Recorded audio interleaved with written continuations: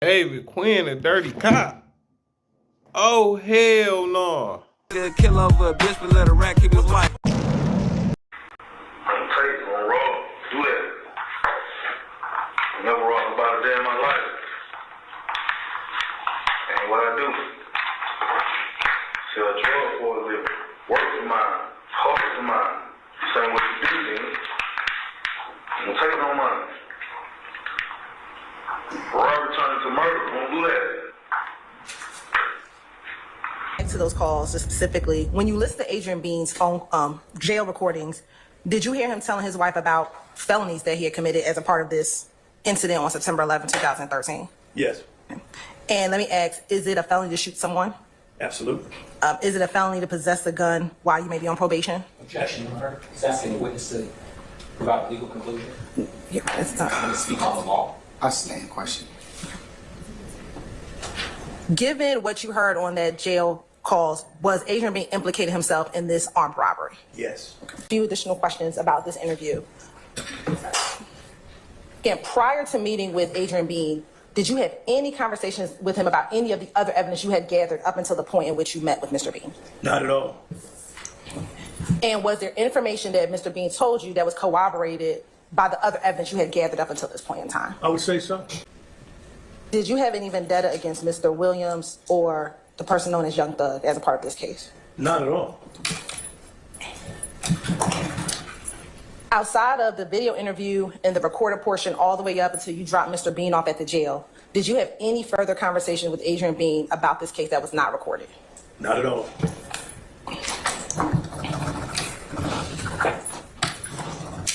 And did you ever tell Adrian Bean to make Young Thug or DK or Frederick Prothrow to be a part of this case at all? No.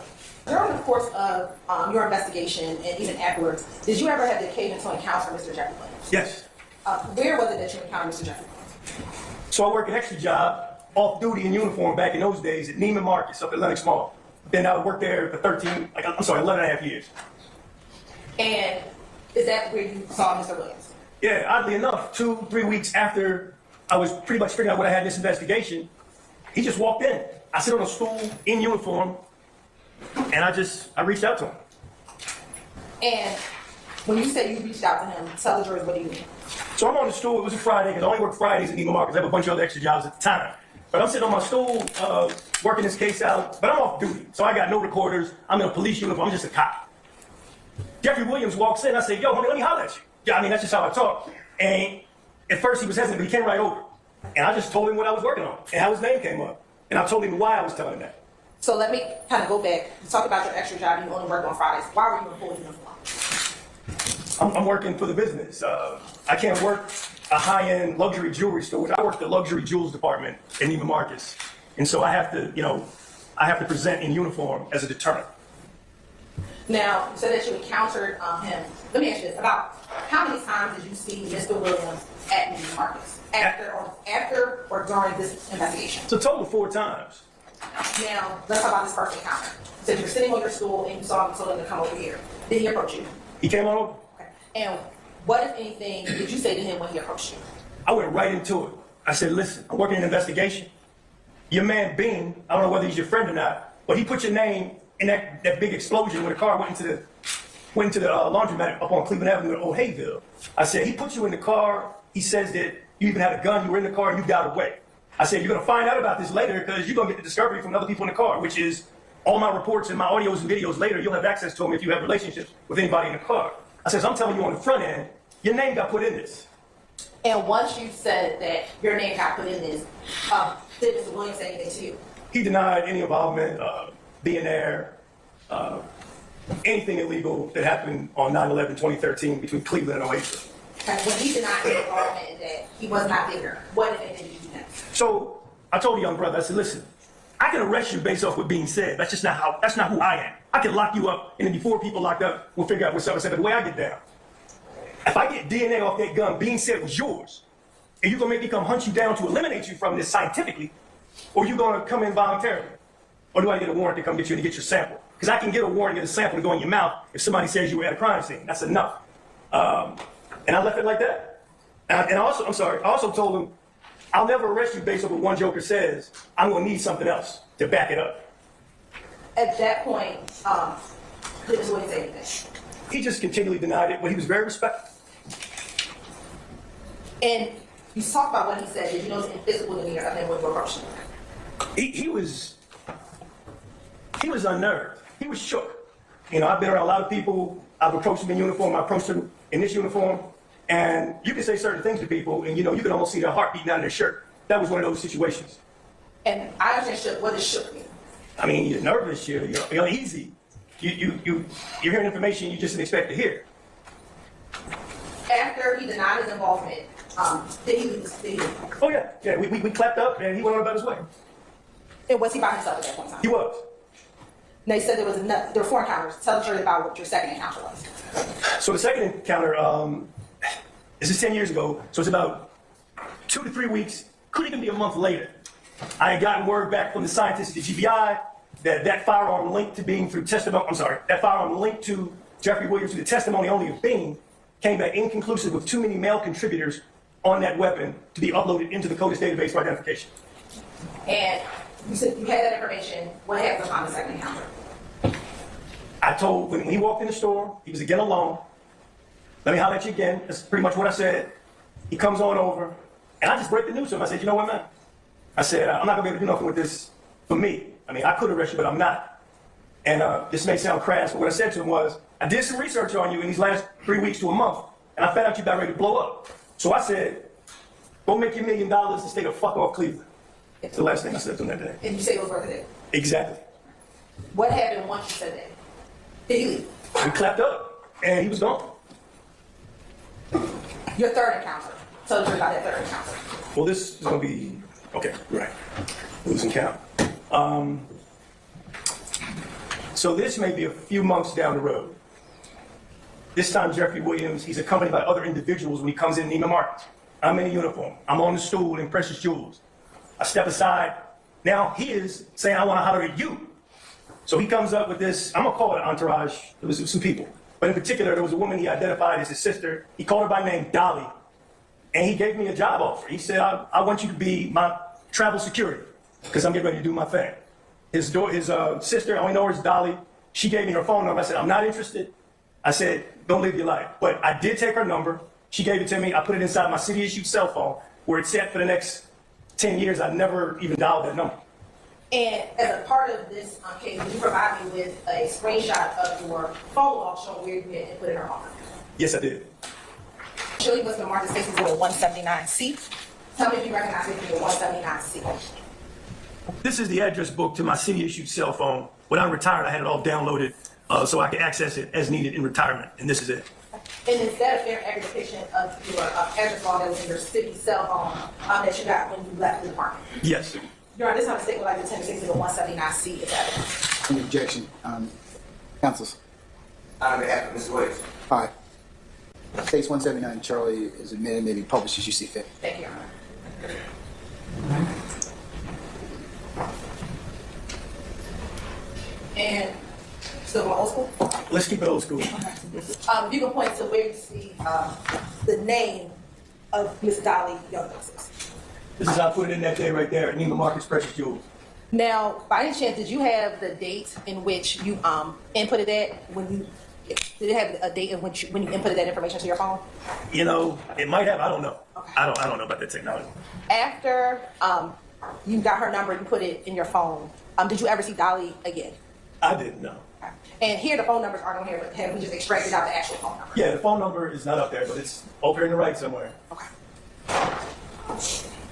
All right. Thank you. And then there was a final encounter. If you could tell the jury about the final encounter. Oh. The last encounter, I'm on a Friday at Precious Jewels in uniform, getting my cheese, working hard. I see Jeffrey Williams come into the store. We're about 25 feet from each other. He's going to the down escalator. He's in the company of Walter Murphy, who I know on site. Walter Murphy, in his right pocket, has a long knot. They call it in the street, the kind you can't fold. And it's hanging out of his right pocket as they're going down the escalator, the two of them. Thug is pointing to the long knot and making sure I see it. Don't know what it meant. I mean, I can have an opinion, but that was it. I waved at him, and they went downstairs, and I guess they bought some items. When you say the long knots, what do you mean? Well, it's the money that can't fold. If it's cash, U.S. currency, and it's so much it can't fold, back in those days, I haven't seen it much lately. Jokers would just like have the money, straight flossing the money out so everybody can see it. And during that interaction, did you have any verbal communication with either Mr. Murphy or Mr. Williams? I think I snickered, and they snickered, and they went on downstairs and made their purchases. I just want to follow up on something that you said minutes ago about destroying evidence. I don't have the transcript, I just have my notes. Okay. My notes indicate that you said it's a problem if it is exculpatory evidence or evidence that could set someone free. That's what I said, yes. Okay, that's accurate for what you said? Give or take, yeah. Okay. And that would be illegal. I would say so. And that would also violate police protocol? If it was information that was going to set someone free, those are the key words. Tapes or written testimony that's going to set someone free is important. That's why it has to be preserved. What about other statements or recordings that wouldn't necessarily set someone free? Would be destroying those recordings still be destroying evidence? I mean, I don't know because I don't have that. I've never had that situation. I know of detectives that will record things and then reduce it to writing when they get back and they don't use the recording. I've seen that. Me personally, I can speak for me. I turn over everything, but I'm not. That's not the hard and fast rule. But the hard and fast rule is any information that's going to set a person free, you can't destroy that. What about a statement that's taken from a witness that you determine to be a lie? What is the appropriate thing to do in that circumstance? So what kind of statement? You talking about audio, written? Audio. Audio, I mean, that's open to the detective or whoever law enforcement official is holding that information. I can only speak for me, and it's my practice. I don't. So your testimony is, I understand you're speaking for you. That's all I can do. But as far as protocols and legality, you're not aware of any laws or protocols, APD, standard operating procedures, that would prevent the destruction of an audio statement if the detective determined it to be a lie? Me personally, I can only speak for me. I don't know the city policy word for word. David Quinn Jr., homicide detective, working 19 years in that field, I never destroyed anything. I can't speak for other detectives. I don't know the rules. I don't know all the rules for APD. Okay. You did take a statement, a recorded statement with your lapel recorder from Mr. Nava Flores on 9/11/13, correct? I did. And in preparation of your testimony and from days ago and also today, Yes, sir. you reviewed that recording, correct? I did. And you would agree that at 3 minutes and 36 seconds of this recording, or anywhere on the recording, there's reference to a first statement, and if Mr. Nava Flores wants to clear anything else up from the first statement he gave. I remember that well. Okay, and you would agree that there's that clearly establishes that there were in fact two statements given. Okay, only one given to me. I can't speak to whoever that law enforcement official was that Nava Flores spoke with. It was in the ether, and I didn't know who it was. And I'm going to get back to that. Okay, so your testimony today is that you only took one statement from Mr. Nava Flores. Yes, and a second written breakdown of all the encounters with Nava Flores, which was contained in my supplementals. Okay, and you're the lead investigator in this case, correct? I'm the quarterback, yeah. Quarterback. Buck stops with you. That's right. I throw the ball, but I can't catch it. Okay, and you acknowledge the importance of police reports for memorializing facts that are learned at the time, correct? Yes, I also acknowledge that it's not an exact science either. And you also acknowledge that police reports are important when you're called to testify about things from 2013 and it's 2024. Absolutely. All right. You wrote a 3-page incident report regarding this case, correct? I don't remember how many pages. But you wrote an incident report? Okay. And then you also wrote a 47-page supplemental incident report outlining your investigation, correct? I did. Okay. This first statement that Mr. Nava Flores gave, I want to ask you as the quarterback, who did he give this statement to? I don't know. I mean, and I can go even further, is that there are a lot of players on the field. But when I heard from someone, some law enforcement, that it was going to be a reported stolen vehicle, which mucks up or throws a monkey wrench in my investigation. Who told you that information? That there was I don't know. It was in the ether. This is in the fog of investigation lions, tigers, and bears on mine. That's what was going on out there. And it was something happening. It was something happening out there where it was going to be a reported stolen car with that crashed up car at 126 Cleveland. So I said, when I got up on the hill, I'm like, I need to hear nothing but truth. I don't care whatever he told. It was a litany of law enforcement out there. Okay. Again, the fog of the game. Okay, but the fog didn't make that statement, did it? I don't know who made it. Okay, it was a person, Exactly. and I'm asking you who that person was. I don't know. Okay, is it in your 47-page report? Does it indicate to you who gave you that information? Not at all. Basis. Sustained. Do you have a officers and detectives? You're not the only one with a recording device, are you? I don't know. There are people out there, but I don't know what they carry around and how they record information. Okay. Do you have a recording from this initial statement given by Mr. Nava Flores? I do not. Do you have an APD? Yes, sir. Can I say this? Yes. I don't know if it was recorded or was it just a verbal statement. Because verbal statements are statements just like recorded statements. Technology has not changed facts or information. And as far as APD, they also have what's known as written statement forms, correct? Where witnesses can write down a statement.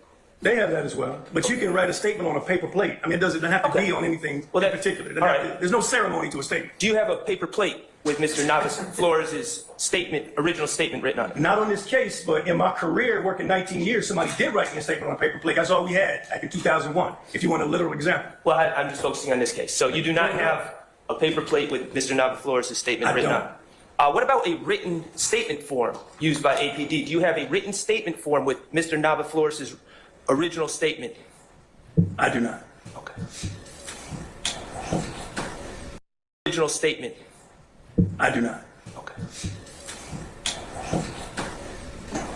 I'm going to change the subject. Courtney Bean, she's the wife of Adrian Bean, correct? That's correct. All right, and you were out there with, you were wearing a suit, 9/11/13? Yes. Okay, and you have that recorder in your lapel, correct? A very small bubblegum size recorder? I don't chew bubble gum, but yes. What did you say it was the size of? A package of gum. Package of gum, thank you. So you had that with you on that date, correct? I did. And you encountered Courtney Bean at 2233 Macon Drive that afternoon? I did. And you had a conversation with her, correct? That's correct. Did you record that conversation? Nope. Okay.